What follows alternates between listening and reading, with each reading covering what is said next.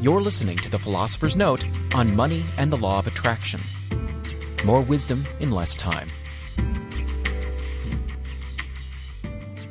Hi, this is Brian. Welcome to The Philosopher's Notes on Money and the Law of Attraction. Learning to Attract Wealth, Health, and Happiness by Esther and Jerry Hicks. Start with a quote, as we always do. Quote, "If you are a student of deliberate creation, if you want to consciously create your own reality, if you desire control of your own life experience, if you want to fulfill your reason for being, then your understanding of these prevalent topics, money and the law of attraction, will serve you enormously well."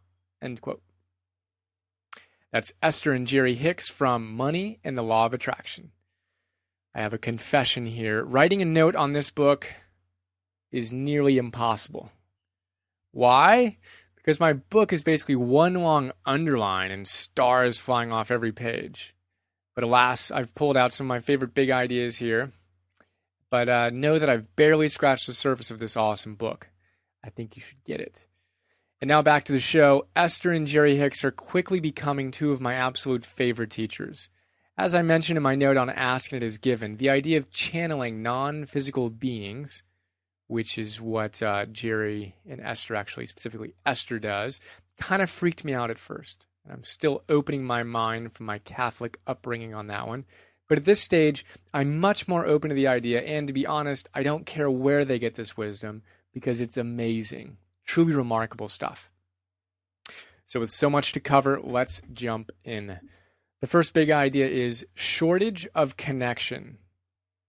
Quote, "Shortage of time is not your problem. Shortage of money is not your problem. Shortage of connection to the energy that creates worlds is at the heart of all sensations of shortage that you are experiencing." End quote. Well, that puts it in perspective, huh? Are you feeling a shortage in your life right now? No, as Abraham Hicks so beautifully says, it's your shortage of connection to the energy that creates worlds that's at the root of your problem. Think about that. The energy that creates worlds. It's the same force that beats your heart and grows your hair and digests your food and gives you flashes of inspiration of your ideal life, that also continues to create stars and galaxies and who knows what else at the edges of our universe. Now, I personally don't like to argue or fight with that force. It wins, as Byron Katie would say, every time. So the real issue at the heart of any fear, suffering, lack you may be experiencing has nothing to do with a bad economy or a bad childhood or a bad hair day. It all has to do with you, and specifically with your connection to your highest self, source, God, whatever you want to call it. And this great book is basically all about helping us align with source and become a magnet for all things good. So, how do we become that magnet and attract all the money and goodness into our lives? Let's start with the next big idea: your lifetime career. Quote, "If we were talking to you on your first day of physical experience, we could be of great advantage to you because we would say, 'Welcome to planet Earth.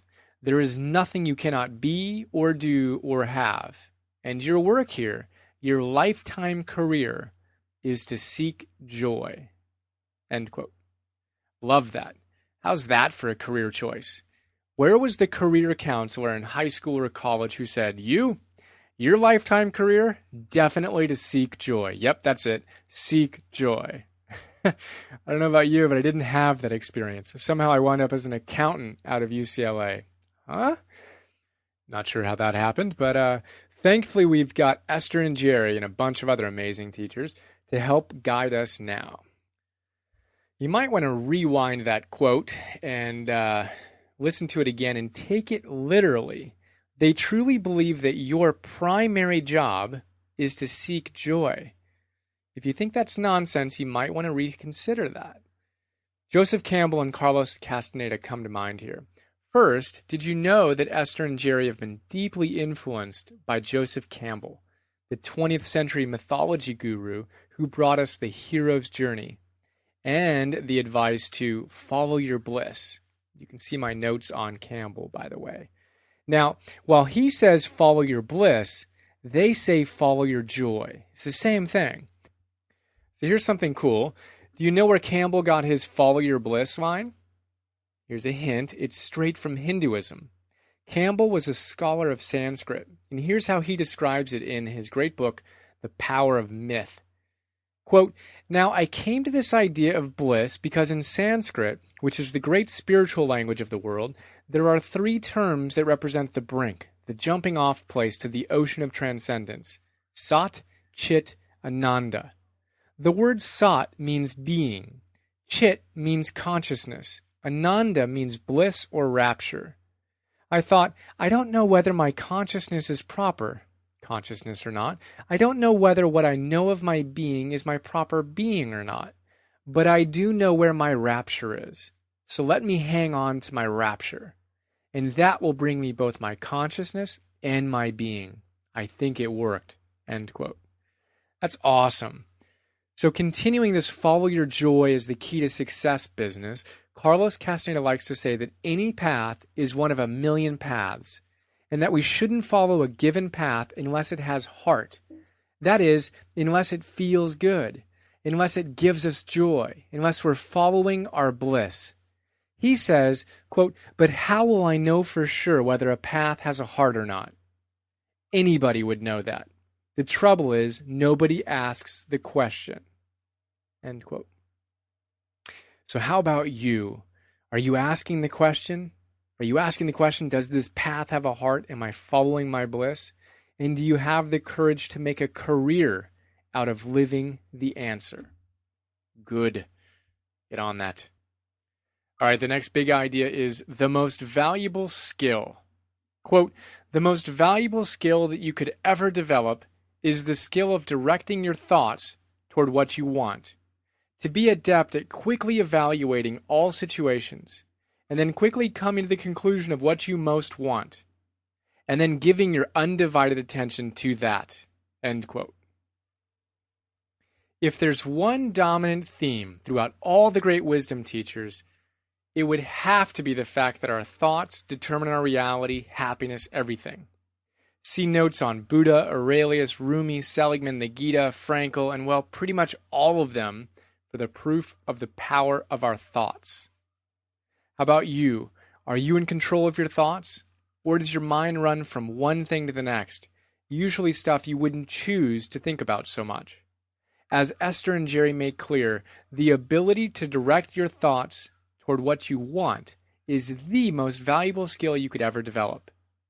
And to develop any skill, you've got to practice. So are you practicing? All right, the next big idea is magnificent amounts of money. Quote, "Most of you are much closer to a financial fortune than you are even allowing yourself to purely desire. Because, in the thought that it might come, you right away begin thinking of how disappointed you will be if it does not come. And so, in your lackful thought, you do not allow yourself to desire or to expect anything magnificent in terms of money. And that is the reason why, for the most part, you are living rather mediocre financial experiences." End quote. Can't you just feel the truth in those words? Isn't it true that the moment we start to get giddy about something, and not just money, but a better relationship or body or whatever, we almost immediately imagine not getting it. And then we never really allow ourselves to get super passionate. Has that ever happened to you? Definitely happened to me. It's a big part of our practice of allowing that ideal to really formulate in our consciousness and have the courage to maintain that vision. And the next big idea is the reality of your life. Quote, "People talk about the reality of their life as if it is important. And we want you to understand it's only the temporary indicator. Do you go to the gas station, your gas gauge is on empty? Do you go to the gas station and look at your gas gauge in horror? How did this happen? Fun. Why did this happen? Do you lay your head on the steering wheel and just sob? Oh, look what it's come to. I'm finished. I've lived all of this life and look where I am. Or do you just fill up?" End quote. That's classic. So your life right now is either phenomenal or it might suck. In either case, it's nothing more than a temporary indicator of how connected you are to Source. Exactly like your gas gauge tells you whether you have a full tank or not, your life circumstances, and particularly your emotional well-being, tells you how full your God or Source tank is. That makes sense? Now, you'd never get pissy with your gas gauge for letting you know you're running low on energy, right? So why in the world would you get upset with yourself when your emotional fuel gauge is letting you know that you're a little off? It's not a good idea. Just fill up. Meditate, dance, exercise, eat well, laugh, play, create, journal, read, smile, love, breathe deeply. Probably a good idea for me right now. Pet your dog, think positive thoughts, imagine your ideal future with such intensity that you can feel it, or do whatever you need to do to fill up. But don't, pretty please, look at your gas gauge in horror. No need to sob, just fill up. And start with the next big idea, which is telling a new story. Quote, you have to begin to tell the story of your life as you now want it to be, and discontinue the tales of how it was or how it is. I love that. What story are you telling yourself? Are you constantly dredging up all the old hurts and wounds from a bad childhood or ended relationship or illness or any of the millions of things we can all bitch about? Well, if you keep on doing that, you're never going to create your ideal life. Ever. Solution: stop telling your old story. Start telling your new story, starting now. Start catching yourself when you're chatting with friends and the old story starts to come out. Notice it. Shift to the new story. When I was first getting into this idea, I'd say things like, whoa, when I'd catch myself. Well, that's my old story. The new story is, it's really powerful stuff. In another note, we'll go into the science of how all this stuff works. It's called neuroplasticity, and basically means that our brains are malleable. We can literally rewire our brain's mind's consciousness. Super quickly, imagine going sledding after a fresh snow. Nothing but pristine white snow.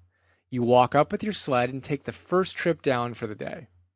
You go this way and that and get to the bottom. Your course was pretty random, right?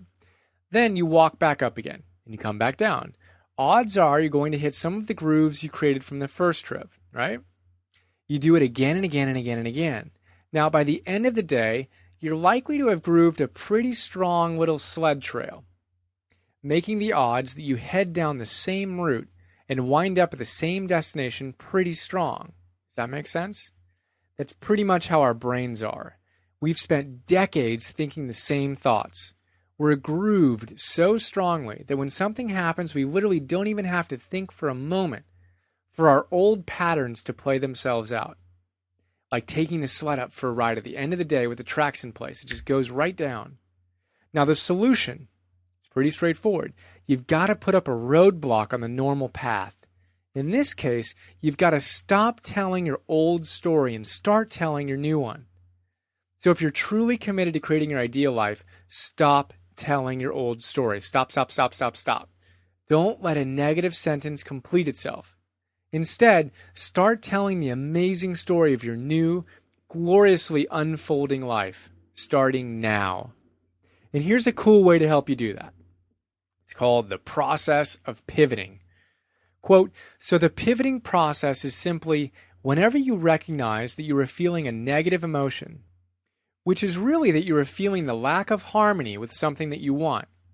Now, the obvious thing for you to do is to stop and say, I'm feeling negative emotion, which means I am not in harmony with something that I want. What do I want? End quote. That's great. The process of pivoting is genius. Really simple, really powerful. The underlying philosophy of Abraham Hicks is that we're here in the world to feel good.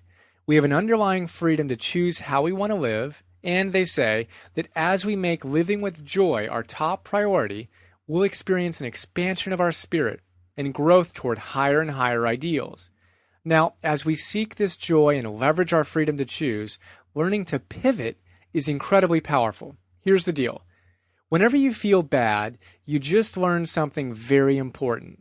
You learned how you don't want to feel and what you don't want, right? Now, in that moment of knowing what you don't want, why not ask yourself, alrighty then, so I clearly don't want that. What do I want? That very simple process of becoming aware of what you don't want, acknowledging it, and then asking yourself what you do want is remarkably powerful. Again, they call it the process of pivoting. Try it right now. What's stressing you out? You thinking about how you might be short of cash, or that you're unhappy in a relationship, right, or your job? Well, if you keep on unconsciously focusing on that, you're pretty much going to continue to get more of it, a la the law of attraction, which we'll cover in a moment. If, however, you begin to consistently ask yourself, what do I want? You'll immediately raise your energy toward that which you want, rather than toward that which you don't want. Try it right now. Press pause. Think about something that's stressing you out. Get clear on the fact that you don't want that. And ask yourself the simple question, okay, I don't want that. Question, what do I want? Right? So if you're in traffic and you're feeling frustrated, you want to be out of traffic. Okay, well, you can't quite make that happen by snapping your fingers, but you don't want to be frustrated. I want to be happy. I want to be peaceful. I want to really enjoy myself right now. Right? Do the pivoting process on yourself right now, pretty please. It's a good exercise. All right, trust you did that. We are on to the next big idea, absolute exhilaration. Quote, those moments in your life when you feel absolute exhilaration are moments of complete alignment with the source within you. End quote. I love that. When do you feel absolute exhilaration? That's the source within you. You're totally aligned with it. Me, I feel that right now when I'm recording this, and I really feel it when I'm leading a live discussion of these big ideas. Having inspired conversations with an awesome human being who's passionate about life, and sometimes when I'm really in the flow writing a note. How about you? Right? When do you feel absolute exhilaration? And the $100 million question, a key to putting money and the law of attraction to work is, how do you get paid to live from that place of absolute exhilaration? And I mention this word all the time, but you know the word enthusiasm comes from the two little Greek words en, which means within, and theos, which is God. So when you're enthusiastic, absolutely exhilaratingly beaming with life, God is flowing through you. Love that. All right, the next big idea, socialization. While your parents and teachers are, for the most part, well-meaning people, they are nevertheless more interested in your finding ways to please them than in your finding ways to please yourself. And so, in the process of socialization, almost all people in almost all societies lose their way because they are coaxed or coerced away from their own guidance system. End quote. Powerful. Have you noticed that most people around us are just a tad more interested in us pleasing them than they are in helping us and supporting us and discovering what pleases us? Funny how that works, huh? All good, though. We just need to be aware of that and realize that our own intuitive sense of what is right for us is like a muscle that's atrophied from underuse. We just need to get out and put it to work. Hit the emotional guidance system gym. Get our sixth sense, our feelings, smoking hot. How? Well, here's a cool tip. It's called emotional guidance system, the next big idea. Quote, you actually only have two choices in emotion, a better feeling one or a worse feeling one. So you could accurately say that there are really only two emotions. And you effectively utilize your guidance system when you deliberately choose the better feeling of those two options. That's end quote. That's really cool. So often we like to make things really complicated. But the fact is, as Abraham Hicks so beautifully states here, in any given moment, you can really experience one of two emotions, a better feeling one or a worse feeling one. I love that. So how are you feeling right now? From the bottom up, you could be feeling totally helpless, depressed, ashamed, afraid, etc. Or you could be feeling some jealousy or rage or worry or disappointment or frustration, irritation, impatience, or maybe pessimism or boredom or hopefulness or happiness or enthusiasm or passion. Or at the highest end of our emotional guidance system, you may be experiencing joy or knowledge, knowing that life is great, or empowerment, or love, or appreciation, or freedom. So where are you? Know that in this moment you have a choice to move up that scale by choosing a better feeling thought that will lead to a better feeling emotion, or you can stay where you are or move down by continuing to focus on the negative stuff. It's always your call. All right, the final big idea. Do the things you love to do. Quote, there is no better way to earn money than to do the things that you love to do. Money can flow into your experience through endless avenues. It is not the choice of the craft that limits the money that flows, but only your attitude toward money. End quote. So what do you love to do? I'm talking about the kind of thing that you love so much you'd pay to do it. You know, the stuff that makes you feel absolutely exhilarated. For me, it's reading, learning, optimizing my life, and inspiring others to live their greatest lives. I'd literally pay to be able to do those things. And I've known this for the better part of 7 years, but it took me about that long to really believe I can get paid to do it and figure out how to make it happen. So back to you. What do you love to do? Do you think you can get paid to do it? Know that, in the words of Henry Ford, whether you think you can or you think you can't, you're right. And Richard Bach says, argue for your limitations, and sure enough, they're yours. You can make money in an infinite number of ways. What's yours? All right, that's a super quick look at some of the big ideas from Esther and Jerry Hicks' Money and the Law of Attraction. Here's a little blurb on Esther and Jerry from the book. New York Times bestselling authors Esther and Jerry Hicks produced the leading-edge Abraham Hicks teachings on the art of allowing our natural well-being to come forth. Law of Attraction workshops held in up to 60 cities per year inspire a regular flow of Abraham books, CDs, and DVDs. Their internationally acclaimed website is www.abraham-hicks.com. That's from the back of the book, or somewhere in the book anyway. How about some quotes? Quote, resistance is caused by thinking about what you do not want, and that is what makes you feel tired. These are all from Esther and Jerry. When you feel negative emotion about anything, it always means that you have a desire that has been born from your personal life experience that you are, right now, opposing with other thoughts. There is nothing that you cannot be or do or have once you accomplish the necessary alignment. And when you do, your life experience will give you the evidence of your alignment. When you focus long enough that you feel passion, you harness more power and you achieve greater results. I know what I do not want. What is it that I do want? As soon as you are able to deliberately guide your thoughts, not only is it certain that your financial success must improve, but the evidence of that success will then prepare you for deliberate improvement in every aspect of your life experience. There is nothing more detrimental to your ability to positively attract than a negative attitude toward yourself.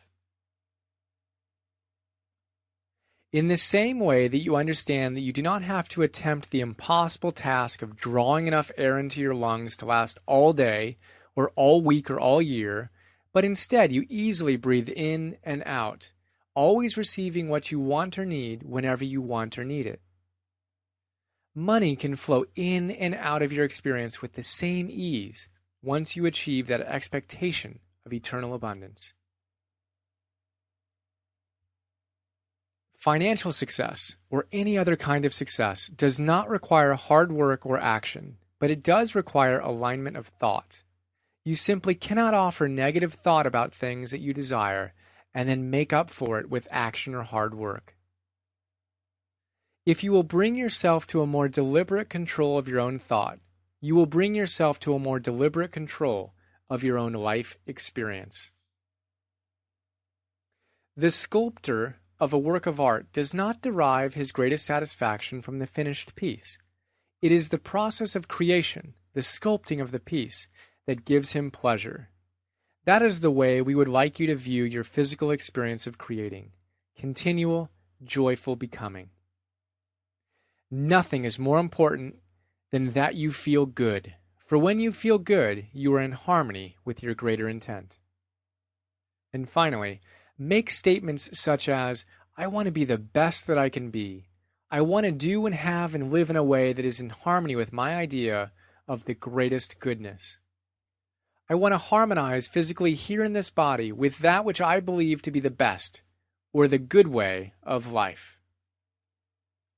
Well, there we go. That's a quick look at Money and the Law of Attraction by Esther and Jerry Hicks. Phenomenal book. If you liked this and you're focused on improving your financial consciousness and overall affluence and economic well-being, I strongly recommend you check out the Philosopher's Notes on Spiritual Economics by Eric Butterworth, on the 7 Spiritual Laws of Success by Deepak Chopra, and check out T. Harv Ekker's brilliant Secrets of the Millionaire Mind, The Science of Getting Rich, Rich Dad, Poor Dad, It's Not About the Money. These are all titles you can find on the site, and I think you'll love them. So here's to controlling our thoughts, which is the greatest asset we can ever have, is the conscious control of our own lives, of our own thoughts. Then we thrive in all economic times. That's my wish for you. I hope you enjoyed and very much look forward to sharing more with you soon. Have an awesome day.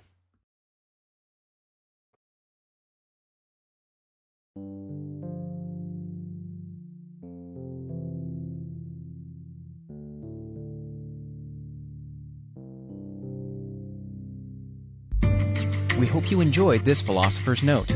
Please go to www.philosophersnotes.com to download more.